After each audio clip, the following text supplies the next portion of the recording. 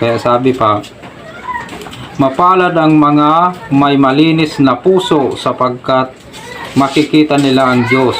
Yun. So, ang habag kasama na po ito sa pagiging malinis ang iyong kalooban. Kasi pag malinis ang kalooban at puso mo, hindi ka nag-iisip ng mali, mga nanglili mo sa kalsada, binibigay mo kaagad, hindi mo pinag-iisipan kung saan nila gagamitin.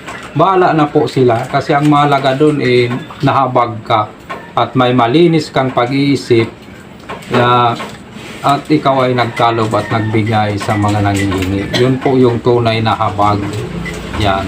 Kaya kung tayo po ay nagbibigay, huwag na tayong magsalita pa ng mga bagay. Sabi ng Panginoon, magbigay na lang kung magbigay. Kung wala, ay huwag nang umimik para hindi magkamali. Yan. So,